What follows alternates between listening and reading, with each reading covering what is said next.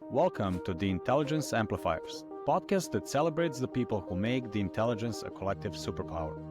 In every episode, we uncover the stories of learning and development leaders who amplify knowledge, break down silos, and empower teams to thrive. These are the enablers of insight, the ones turning expertise into action and shaping the future of work by ensuring that the right knowledge reaches the right people at the right time. So, if you're ready to explore how the intelligence is amplified and shared across organizations, you're in the right place. Let's dive in. Hello, and welcome to the latest episode of Intelligence Amplifiers. Today we have David Porter, Learning and Development Leader from Moderna. Hello, David. Hi, Marco. Thanks for having me. Great to have you here. So I know you're doing a lot of really cool L&D stuff, and I know we're going to talk about AI and all this kind of cutting edge things. But before we get into that, I wanted to kind of get an idea about your journey. I know along the way you developed content, you're an instructional designer, managed learning, did some IT training. How did you get into all this learning, training space? Yeah, it's a good question. I don't know if this was 100 years ago, I probably would have been a school teacher, that honestly. But as I grew older, as I finished university, and then thought about my master's, I started thinking, what's my career and what am I really passionate about? And I think the thing that I'm really most passionate about, it's going to sound geeky, is school. It really is. It's learning, but not school as most people would consider. Like for me, school means any opportunity you have to learn. And so in my world, school never ends. The best school is outside of four walls. It's becoming a lifelong learner and never missing an opportunity every single week of your life to continue that learning. So that's something that really that bug bit me in terms of learning pretty early. I realized I love learning. I have a passion for sharing things that I learn. And so I said, well, gee, I wonder if I can make a career out of that. And that's where it started. And 20 plus years later, I've had learning and development through a lot of different companies and industries. Most of the industries have been tech, especially high tech. So, worked a little bit at Microsoft, did some at SAP Concur. As you mentioned, I've led global learning teams for instructional designers, facilitators, LMS admins, all of that good stuff. And I've done all of that as well because, again, I'm really passionate about learning. I'm really passionate about the way people learn. I'm also kind of a geek for neuroscience as well, and studying the art of what helps people to learn and what doesn't help people to learn, and as much as possible, getting the stuff out of the way that doesn't help you learn so that you can focus on that. My last few years, I made a switch from tech to biotech, just because I want to have a legacy that my kids, I've got two girls, can be proud of. They can say, hey, dad worked on this. I'm not a scientist, but I always say I like to help them out because they're trying to help us and save the world. So I did that for a small biotech in the Pacific Northwest where I'm from. And then when Moderna came calling a little over 3 years ago, I said, you know what? Sure, let's continue this experiment. Let's move a little over 3,000 miles away to the East Coast and keep going. And that's where I've been ever since. Oh, that's quite a commitment. That's and quite a bi-coastal move. So I hear you on that. So passion for learning, and so that's pretty common. Like I see a lot of people sort of love learning, and we heard a lot about lifelong learning, and there was something about learning for yourself, but also helping others learn, and that's kind of like an interesting. It's not just about taking, but it's also giving back. Right. There's just something so awesome about when that light bulb moment, clicks over someone. You can see it in their eyes, like something is sunk, like they Mm-hmm. get it. And then even better when it's something that's really meaningful and impactful. Like, yeah, look, it's nice to give people like some basic raw information that's like, this is nice to know. But when you give people information that can change the course of their careers or help them to achieve a goal that they otherwise would never be able to do on their own or even consider how to do it on their own, that's that's something that you never want to let go of. Like that's a feeling I am always chasing ever since the first time and continue on. Yeah, I got into learning through a nonprofit that was bridging the digital divide, and it was really that what you just said. It's an opportunity to change the trajectory of human life, right? And that's not you don't have a lot of those moments, those opportunities, those levers, and so giving somebody those aha moments or like unlocking something in their mind is really super powerful. So I can totally relate to that. That's so beautiful to share. Yeah, yeah. Yeah, cool. So you realize you love learning yourself, geeking out on learning and so on, but also giving to others. And then in that process, it seems like you have touched everything from being an instructor yourself to being an instructional designer to managing instructional designer to scaling all that. And you mentioned managing, administering systems and so on. And of course, we'll get to the work you're doing today. But like giving this like we'll talk about L&D, and most people just kind of fall into one aspect of L&D, like leadership development or tech training or system admin, but you've kind of had like your fingers in all of the above. What was your favorite, or what are some lessons learned along the ways? Well, just ask me who my favorite kid is now. That would be almost an easier question.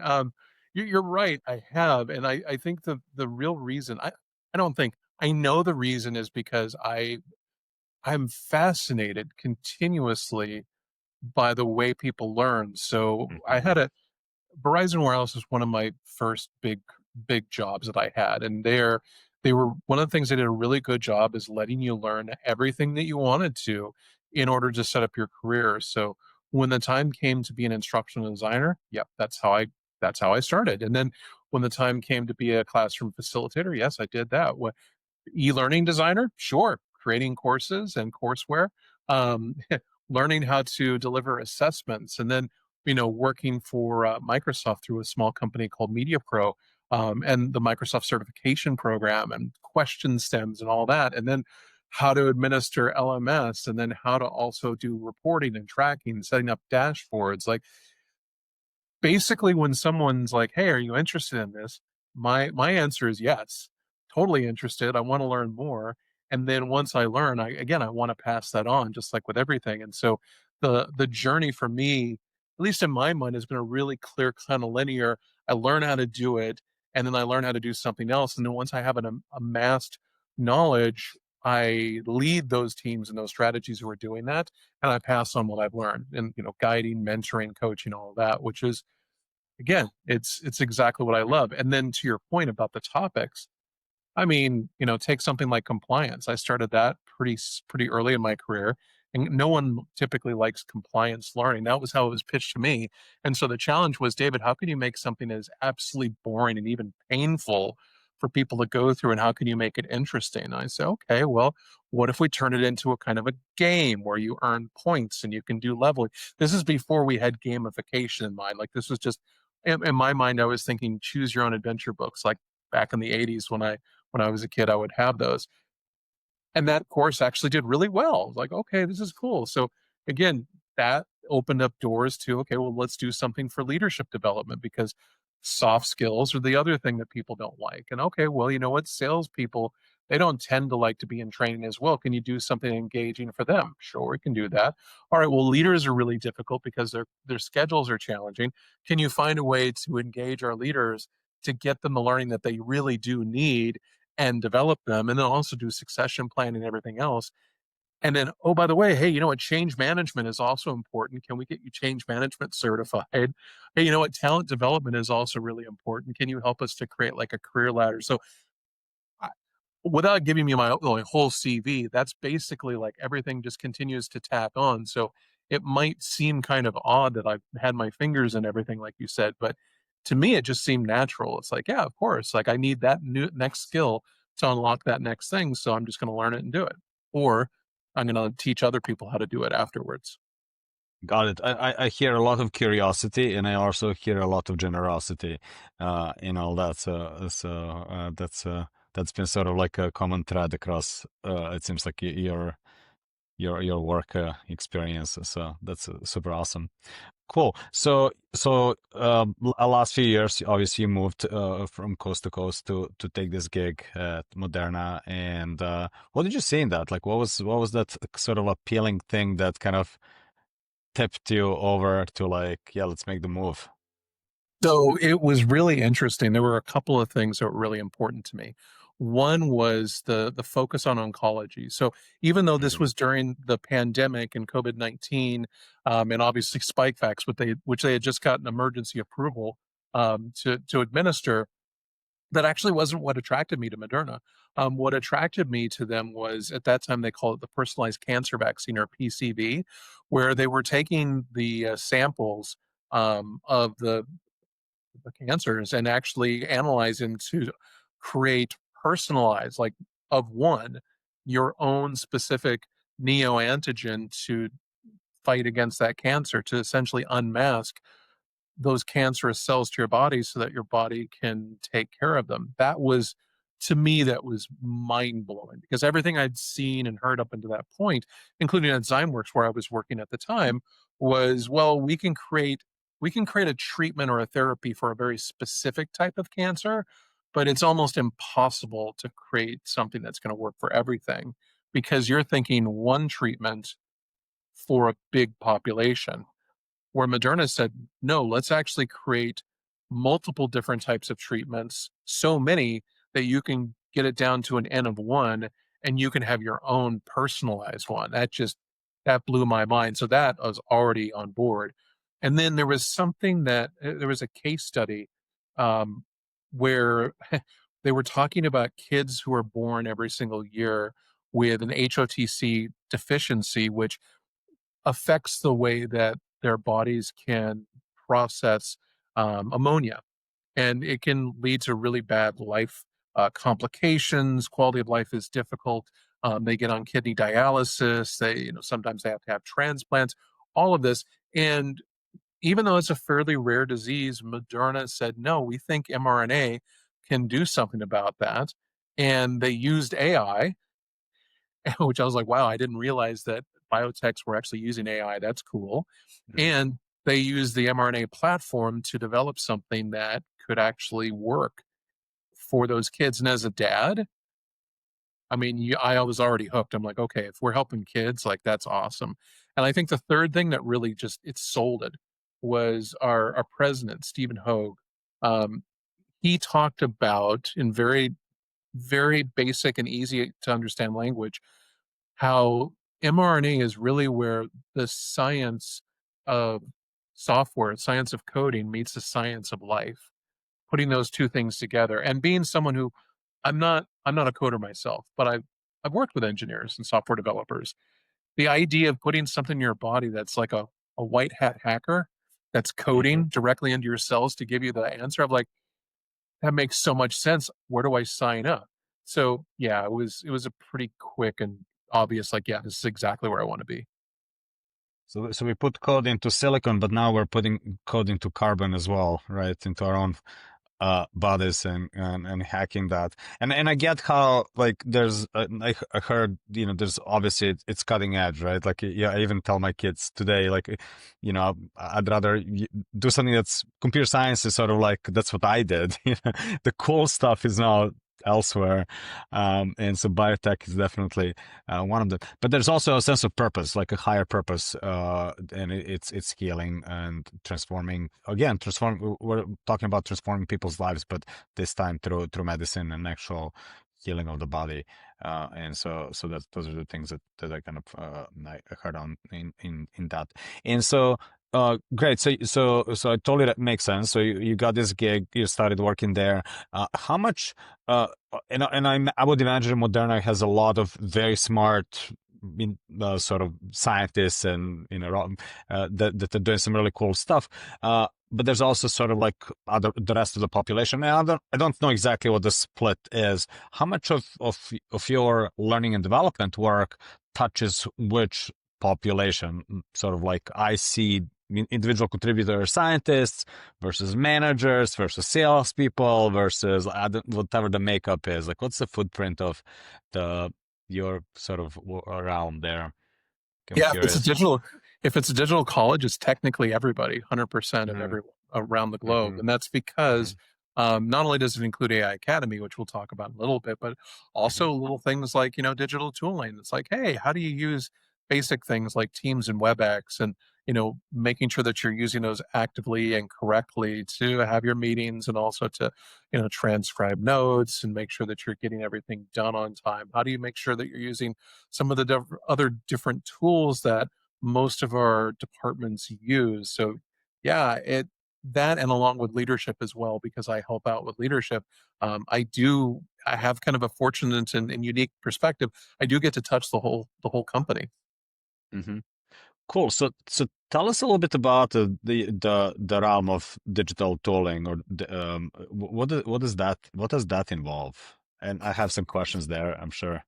Yeah, so there's training for our digital team, which if you hear digital, you think most other companies would call IT, but it's our digital team because they're more Hmm. than IT. Like they're problem solvers, they're software developers, they're very much cut out of the same frame as a tech company, right? A small tech company within Moderna, and so I help them with their learning. Leadership, obviously, as well gets into the digital college, but from digital tools that a specific department uses versus everyone, things like Workday, SAP, ERP, those kind of things, definitely in my purview. Um, has been in the past cybersecurity, which I have helped out with, and things like that. And again, the biggest remit that I have right now is the AI Academy, which is how do we make sure that everyone is not only able to use the tool effectively, but how do we make sure that they've adopted it? And then through that, how do you help them to be transformed through the power of AI? And through that transformation, transform the way they do their work every single day. Yeah, in short, that's kind of what the digital college includes. Got it. So digital is really about using or leveraging the digital technology to get a job done. It doesn't really matter like what kind of a function you have. To a certain extent, we're all using tooling to be more effective at what we do, right? Indeed, one Uh, of our mindsets is, to be digital first, right? Digitize everywhere possible. And so that's a natural outgrowth. And yes, where some tools are going to be very specific to a specific department. So research and development has their own lab notebook and things like that, and they're the only ones who are going to use that. So we give them the enablement. But in other cases, yes, it's a tool that everyone uses for things like Quarterly Connect or what have you. And that's all within the purview of digital college. Got it. Got it. All right. So let's talk about AI now a little bit, and the AI university or college, as you call it, or I might get that wrong. Yeah, yeah, digital college and AI Academy. I know it can be AI challenging. Academy. Got it. So AI Academy. Okay, got that. So I'm curious. So there's probably they say the innovation the future is here is just not evenly distributed, right? So I'm sure AI has been at Moderna for a while, and I would imagine it probably started with some of your scientists and things like that, and it's now trickling to the rest of the population. How did that play out? Like, what did AI come and how is that materializing today, Yeah. that distribution? So you're right. It has been a core of Moderna since the beginning. So even before COVID, when it was just a couple hundred people and it was mostly research and development, AI has been part of the core of who Moderna has been. Again, I when you think of the story about how we were able to rapidly come up with Spikevax in such a short period of time without even having the live virus itself, literally just the data from the Chinese government authority that they uploaded. How do you do that? You have a lot of AI and you have a lot of AI expertise, but to your point, it was not evenly distributed, right? There were some at the company who used it and not everyone. And so really have to give full credit to our CEO, our leader, Stefan Bunsell. Stefan is just ridiculously smart. He's able to see things way in advance of most people, as your best leaders can. And even before I joined, he made the call. He's like, we need to, as we've been growing, we need to make sure everyone has the same ability to leverage AI. And at that point, we weren't talking about generative AI. We were talking about traditional AI and machine learning, right? And translating that for our non-data scientist and our non like research and development scientist, the purview was, or at least the goal was, how do we get everyone to a spot where they understand what AI is, not what you see in the movies or TV, right? But actually, what is it? What is it? How does it work? So that you can start to rethink the way you work and come up with use cases where you could bring in AI to completely transform your work or parts of your work, right? Um, yeah, that was the first version of it. And so when I came on board, there was already an effort to do that. We were working with a really prestigious university. They were doing a lovely job on providing some good training. The challenge, though, was as good as the training was, our people didn't really understand. Like, hey, this is great learning. I loved it, and Mhm. I was away for 3 days. But what am I supposed to do with it now?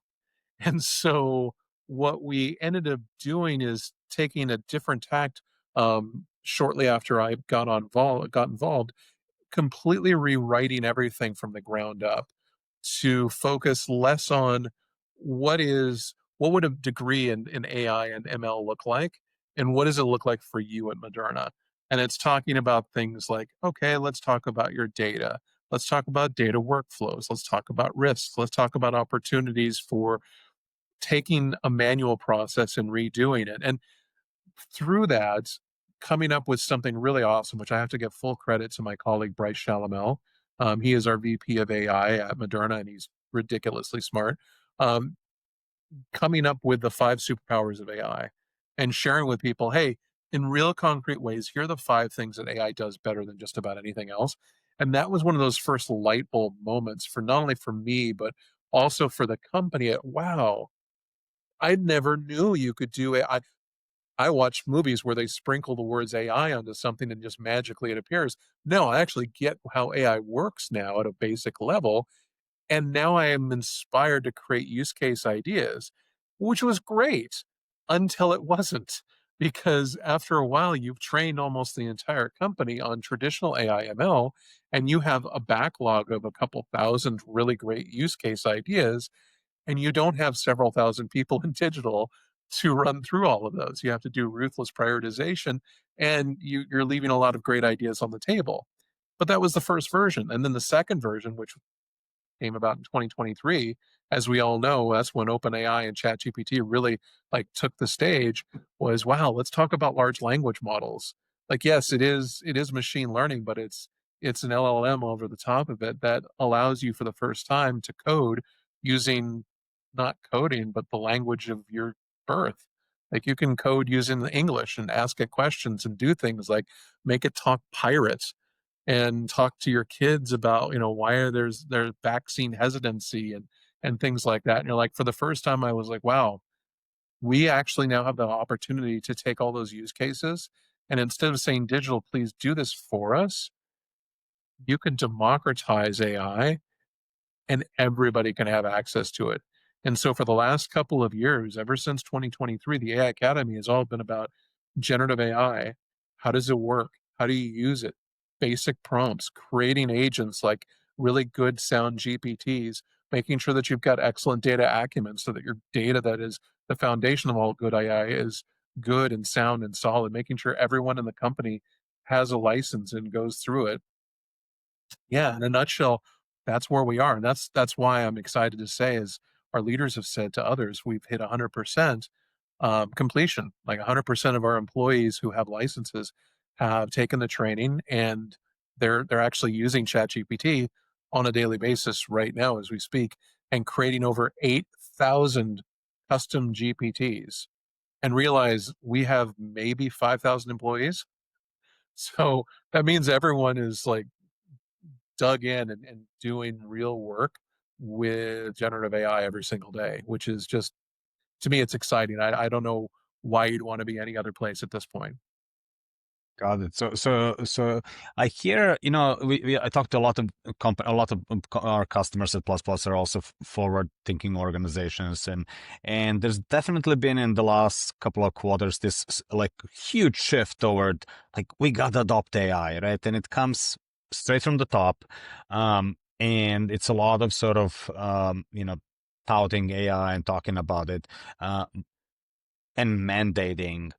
Yeah, but what's always missing for me, at least, is that the rubber meets the road. Like, what does that look like, right? And what I heard is that at Moderna, you were ahead of the curve. So that sort of talking about AI happened way back before it was cool. It was still ML for the most part, right? Right. B, you had some really senior people actually do something about it, like your VP of AI, kind of stand up and codify. Here are the things to think about. So it wasn't just like talking about it without fully understanding it, but actually kind of giving it a lot of sort of mental energy and thinking through that. And I also heard this like learning um, sort of learning pains, right? Like you tried it and first it maybe didn't work out, but second time around it wasn't just let's teach AI, but let's actually do a change of behavior. And it seems like your measure of success was like I'm not hearing like, hey, we trained 5,000 people through like AI overview course, but I'm hearing rather like 5,000 people created 8,000 custom GPTs, right? So that's actually like that level 4 Kirkpatrick, where like they're actually changing their behavior. I'm just kind of imagining how like your employee population has doubled themselves essentially through AI, and I can only imagine what the improvements that has had to the bottom line, to the productivity of the team and so forth. Oh, Um, yeah, I mean, and it's funny that you mentioned level 4 Kirkpatrick. I was just looking at some of our stats, and where I can't share everything, but I can talk about some of the things that our leaders have talked about in online forums like Forbes and other things like that. It has unlocked a lot of cost savings, a significant amount of cost savings, doing things better and doing things smarter. Literally, AI is helping to unmask or really reveal ways that we've been doing working that it's not like they were bad or they're wrong. They were totally fine and completely understandable, and even right for the time in which they were created. But for now, where we're a more established company and we are not in the middle of a pandemic, well, we should be operating differently. And so, how do we do things like minimize the number of vendors? And how do we make sure that we are shoring up our supply chain? And how are we making sure that we're always hitting our dates for, therapies to go to approval and all that? If I was to share with you the numbers there, it would be astounding. Let's put it that way. Um, that's the thing that I'm most excited about. It's literally what we refer to as an AI augmented employee. And that's what we're trying to do. We're trying to give everyone augmentation to increase their capacity, their capabilities, and their ability to do far more than they would have ever dreamed before. Yeah, and you kind of like one of the questions I usually ask is what are you excited about next? And it sounds like that AI augmented employee is something that's top of mind for you. What does that look It, like? Is there like a sort of like a painted vision of that type of employee it for you? is actually, yeah. So I think of it. In fact, I'm going to say I think of it less as an employee by themselves, and I Hmm. think of it more as an employee plus AI. So it's the Yeah. best of AI plus HI, right? So that's a human at the center, and not just one, but multiple AI teammates, right? The different types of assistants or personas that you have that AI does well. So if we think back a couple years to the 5 superpowers, well, now let's think about the different ways that you can engage with AI to do something really meaningful. Um, what I find, well, what I find, what most of us find at Moderna is that while our users have adopted AI really well, they tend to use it the same way over and over again. And Mm. what I always caution people is you should lean in with curiosity because not every tool is a hammer. Not every situation is a nail. And so, how can you approach AI from different ways to use its different functionalities and features, right? Because yes, it can be an expert for sure, but it can also do things for you like an assistant would. If you had like a graduate assistant, think about all the things you would do yourself if you had a graduate assistant that was reporting to you and all the things you would like delegate to them. You wouldn't give it to them to do without any check in. There would definitely be a human in the loop, but it's helping to give you more resources. And by the way, when you come up to a challenge or a situation where like, I'm not exactly sure what to do next, like, is there another option? Or I'm kind of, oh, I'm trying to create a training and I'm just stumped. I have no inspiration right now. I need, the well is dry. Give me something that's interesting. Yeah. What about having someone who's like a creative partner who can help you with that? I mean, I could keep on going. There are quite Hmm. literally dozens of different teammates that AI represents, that if you just open your mind with and let curiosity lead, you can start discovering all the different ways that AI could be helping you that you haven't even considered yet, that you're essentially leaving on the table. And that's the thing that gets me most excited these days. Mm. It's interesting. I almost feel like we're coming full circle back, right? Like you mentioned, AI is like a hammer, and now everything looks like a nail. And we kind of you unlocked how people can get evolutionary efficiency, if we should say, in terms of getting their job done. So like this job sucks. I'm gonna use AI. I'm gonna make this job automated. Now this job blah sucks. But there's this fundamental issue of, like, I would call it don't know, right? Like we don't even know what we don't know, and so like we don't even know what we can ask for, what we can prompt to kind of unlock a whole other realms. And that comes back to the sort of like this, back to the human sort of bottleneck in that curiosity, I guess. You use that word. And maybe that's the antidote, right? Like being curious, being open-minded, and so forth. And so Yes. that's less of that's a mindset, right? Like, so how do we do that for to unlock the next level of leveraging AI? To me, it's another AI teammate. And it's funny, you used a phrase that I think we can almost put to bed now. We can almost bury, which is I don't know what I don't know. In a Hmm. world of AI, you actually don't need to say that anymore, because if you're Hmm. curious and you Hmm. ask the right questions, you never have to have an opportunity or situation moving forward where you don't know what you don't know. Doesn't mean you're an expert in everything. I don't mean to say that. That's not true. But you can at least be exposed to more ways of thought. And it really all goes down to the different types of prompting you have. So I think Hmm. of prompt strategy, right? The way to craft a good prompt, right? That's what most people online talk about. And that's great, right? Do you ask the right question? Do you have the right goal? Are you clear on the information that you're giving it? Great. But what about not prompt engineering? What about context engineering? I think about my daughter. So I've got two daughters. One of them is Hmm. is a teenager, and Hmm. I love talking to her after school, because when I ask how her day is, she's still at the age where she'll go into detail, like huge detail about everything that's going on. Like I said this and I did that, and this person was wearing this, and then we did this, and then that happened, and this person said this based on that. And I'm like, wow, that's a lot of information. That's a ton of data. All important though. And in those conversations, it's not like she's looking for an answer per se. She's looking for perspective, and she's looking for perspective based on context. Hmm. What if we had those kind of conversations with ChatGPT, or pick your favorite LLM, right? How would you be able to unlock the different ways that you could be working based on how you are working? And so a basic context prompt could be something like, hey, here is like the last 30 days of prompting that I've been doing. Create as a file, upload it. Analyze the way I tend to use AI, the way I tend to work with you. And now, as a partner, a creative partner, identify all the different ways that I could be working that I haven't even considered. That would either get me to maybe a parallel level of quality, or maybe even a better level of quality in terms of the output. Why not? You could definitely do that. So that's context engineering. But one thing I've only heard a few people talk about is moving beyond context engineering to purpose engineering.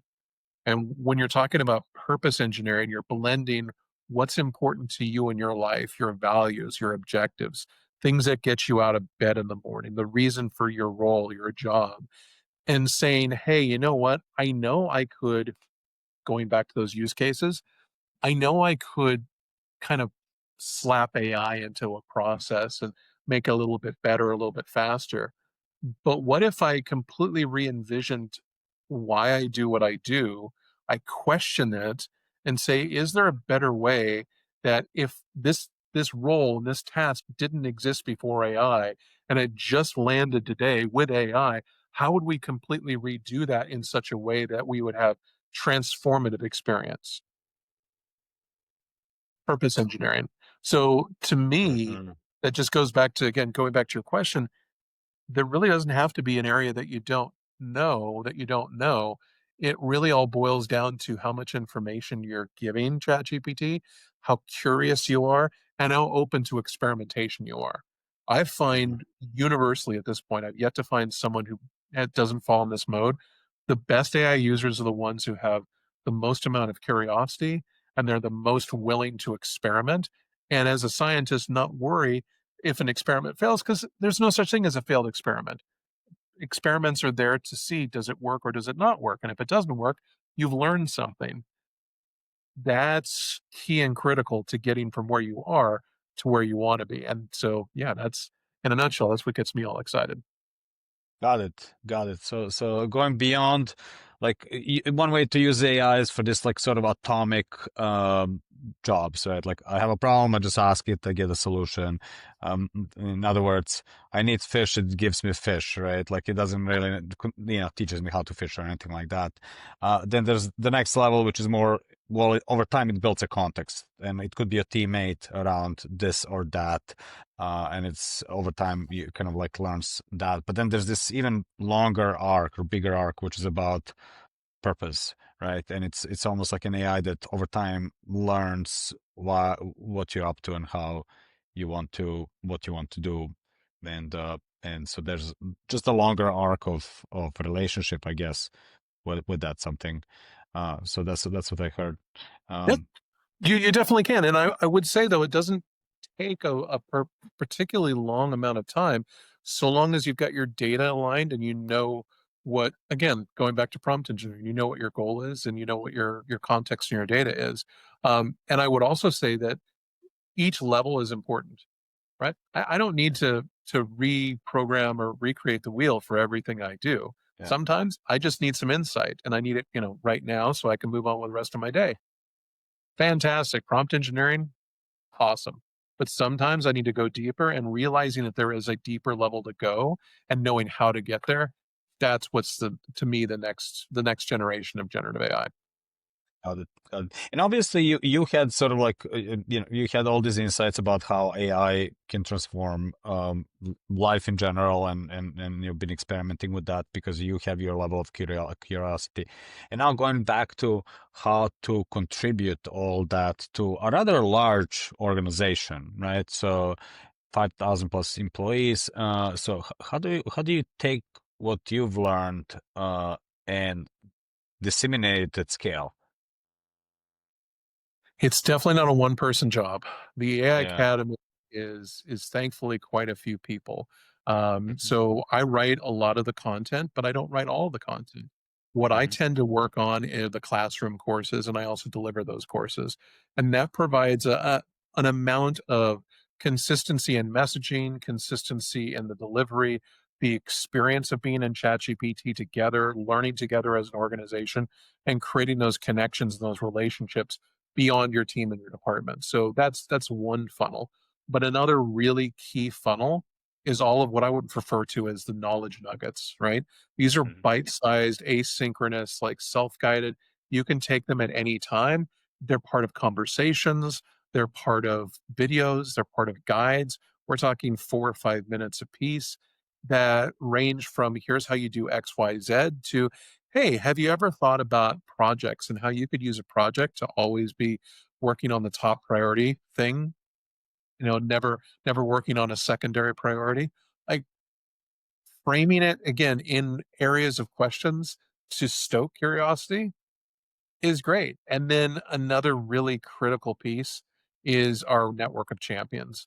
We have champions in at least a couple in every single department and function in our company. And those are the folks who magnify and amplify all the messaging that we in the AI Academy create.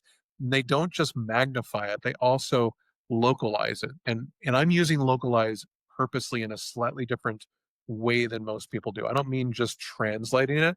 I mean translating it beyond language, translating it to a department, to a function, so that you're getting a use case that's intensely relevant to you. So that if I'm in manufacturing versus I'm in HR, the types of use cases I'm hearing aren't going to be the same because we're not interested in the same things all the time. Hmm. But I'm hearing something that's going to inspire me. It's going to give me this wow, I really now want to go forth and do it. It leaves me with questions that now I have a desire to learn more about. And it hooks you right back into the AI Academy, which is here are some classes, here's some content, and here are our champions who can tell you more about it. So it's that virtuous cycle of let's give them something to think about, to do, to be wowed over, drive them back in, and continue, rinse and repeat. Got it. And when I was just thinking about this, when we were coming up with a name for this podcast, we called it Intelligence Amplifiers. And the idea was to celebrate people in the organization that kind of identify that organizational intelligence and then amplify it. And learning and development is one such function. But you mentioned something that's even bigger than that now, which is your advocates, which are not only amplifying intelligence of humans, but the ways to use AI and systematically to even become better through that. So it's kind of like a meta intelligence amplifiers, and I love it. So thank you for sharing that. Oh, absolutely. I think just to double down on that for just a moment, I think one of the biggest difference makers has been I see a lot of companies and colleagues will say, here's how to use AI. And Mhm. we've been really careful not to do that. We've been really careful to say, here are ways that you can use AI. But you know what? You in the business, you know your business better than I do. Like I'm not a scientist. I'm not in manufacturing. I'm not in, all these different departments. I can tell you some of the cool things you can do with AI, but I'd rather do that and inspire you so that I can turn on your expertise because you're going to come up with far better use cases than I ever could because you're the expert in what you do. And that is what gets you to results like I mentioned, where we have literally over 8,000 GPTs because we're purposeful not to tell them how to use it. We set the guardrails, we give ideas, we inspire, and we let them say, this is how I want to use it. I think the Inspire one is that resonated with me the most. I think that's the key. That's the driving force, and then providing the guardrails and tools to help them along the journey. Super powerful. Well, one last question I have for you is.